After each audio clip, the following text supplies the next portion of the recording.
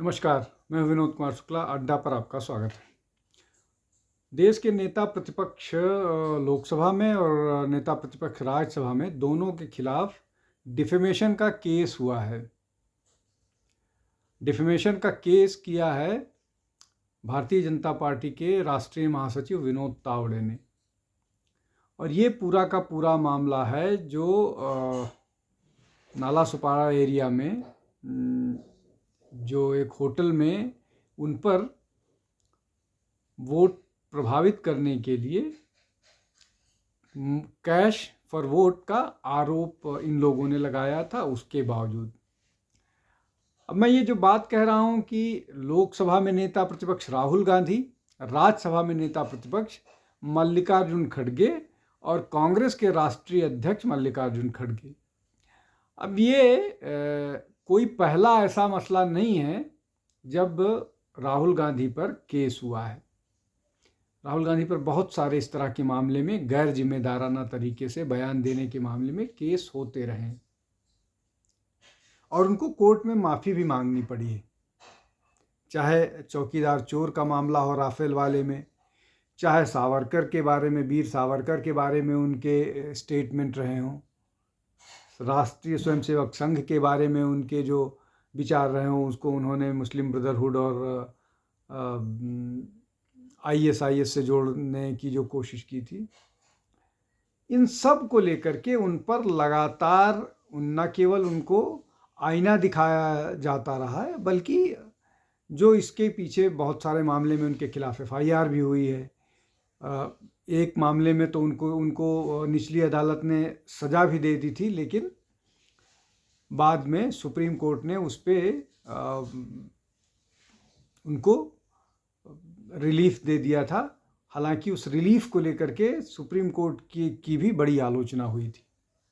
खैर, अभी जो नया मामला आया है, ये चुनाव के एक दिन पहले जिस तरह से विनोद तावड़े पर ये आरोप लगा कि वो कैश फॉर वोट वाले मामले को लेकर कि वो मतदाताओं को प्रभावित करने के लिए कैश बांट रहे थे और उसमें कहा यह गया कि 5 करोड़ रुपए वो लेकर के आए थे और 5 करोड़ रुपए लोगों में बांटने की कोशिश कर रहे थे। हालांकि जो वहाँ से पैसे रिकवर हुए 9,62,000 के आसपास था।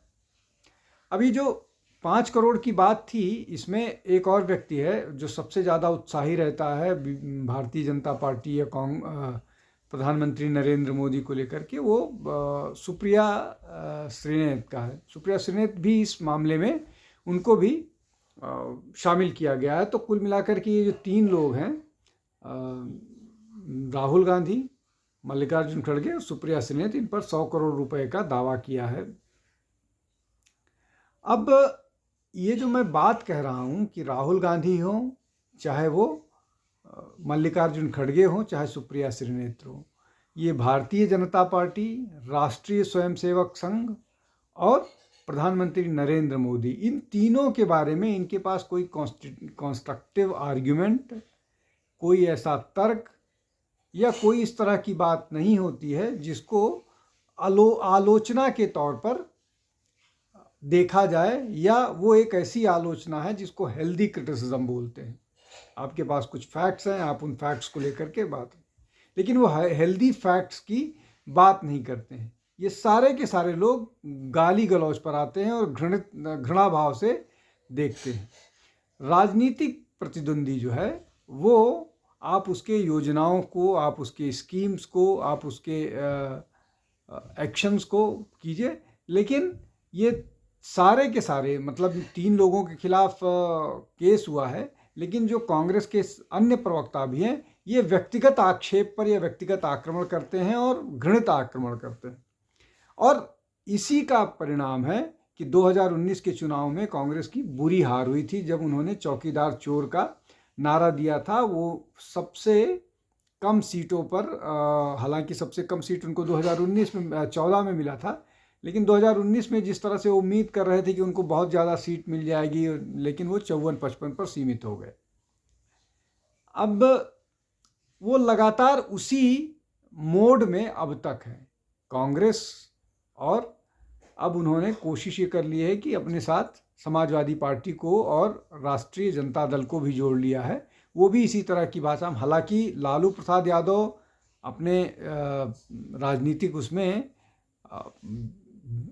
इस तरह की भाषा बोलने के लिए उनको जाना जाता है, लेकिन उनकी भाषा में व्यंग होता था वो, और उस व्यंग में उनकी जाति को लेकर के जरूर होती थी, लेकिन किसी पर व्यक्तिगत इस तरह का नहीं होता था कि वो उसको धमकी या इस तरह की बात निकल के आती थी जिस तरह की बात राहुल गांधी, मल्लिकार्जुन खड़गे, अब जैसे राहुल गांधी लगातार संघ को लेकर के, वीर सावरकर को लेकर के, भारतीय जनता पार्टी को लेकर के, मोदी को लेकर के बातें करते हैं। मल्लिकार्जुन खड़गे मोदी को लेकर के भी बात करते हैं, भारतीय जनता पार्टी को लेकर के सांप और राष्ट्रीय स्वयंसेवक संघ को नाग और कोबरा की संज्ञा देते हैं, सनातन को जिस तरह से वो बात करते हैं, वो लगातार जो है वो अब जनता के बीच में आलोचना का एक वो जनता के बीच वो उसको बहुत अच्छे ढंग से नहीं लिया जा रहा है। लोग इस बात को कदापि पसंद नहीं कर रहे हैं जिस तरह की बात मल्लिकार्जुन खड़गे, राहुल गांधी, सुप्रिया श्रीनेत्र या इनके जो बाकी और प्रवक्ता हैं, खेड़ा साहब हैं, शर्मा जी हैं, ये सारे के सारे लोग हैं, ये सारा का सारा जो है अब जनता इसको रिजेक्ट करने लगी है। अब जो कल के परिणामों से पहले जब इस तरह की बातें आई हैं, कल विधानसभा के चुनाव के परिणाम आएंगे झारखंड और महाराष्ट्र के, उसके पहले जब इस तरह की बात आई और उसका वो जो था वो बेसिकली उसको जोड़ा गया चुनाव से, तो ये जो पूरा का पूरा मामला है, इस पूरे मामले में एक बार फिर राहुल गांधी कटघरे में है। और राहुल गांधी या उनके सलाहकारों को शायद ये लगता है कि वो मोदी और भाजपा को इस तरह से गाली गलौज करके और जिस तरह की भाषा का इस्तेमाल करते हैं उस तरह की भाषा का इस्तेमाल करके चुनाव में बेहतर कर पाएंगे या जनता के पास जा पाएंगे। लेकिन ज़्यादातर मामले में, चाहे वो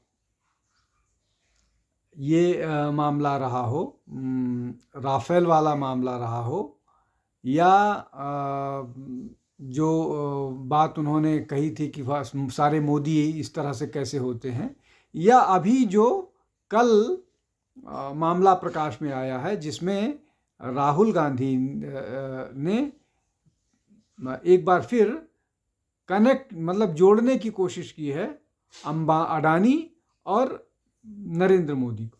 उस मामले में एक बार फिर राहुल गांधी की किरकिरी हुई है, इसलिए कि उसमें कांग्रेस के भी ज़्यादातर लोग कांग्रेस या विपक्ष के हैं जिन पर इस तरह के बातें आई हैं कि उनके वो शामिल हैं। उसमें बीजेपी रूल्ड स्टेट एक भी नहीं है, केंद्र शासित प्रदेश जम्मू एंड कश्मीर था, अडानी वाला जो मामला आया है। लेकिन उससे महत्वपूर्ण बात यह है कि लोगों को अब ये लगने लगा है कि राहुल गांधी क्यों इंडियन इंटरेस्ट को लेकर के इतने ज़्यादा व्याकुल हो जाते हैं। जहाँ इंडियन इंटरेस्ट होता है, जहाँ इंडियन कंपनी का मामला होता है, वहाँ पर वो उसके खिलाफ बोलना शुरू करते हैं। ये मैसेज इसका जनता पर खराब जाने लगा है। उनको शायद ये लग रहा था कि हम इस तरह से चुनाव जीत लेंगे झूठ की का सहारा लेकर के, जो शायद उनको 2024 के लोकसभा में थोड़ी सफलता मिली थी। लेकिन क्या वो आगे भी हो पाएगा या कर पाएंगे, या वो एक्सपोज होंगे, सबकी नज़र रहेगी। हम भी इस पर नज़र रखेंगे। आज के लिए बस इतना ही। बहुत बहुत धन्यवाद। नमस्कार।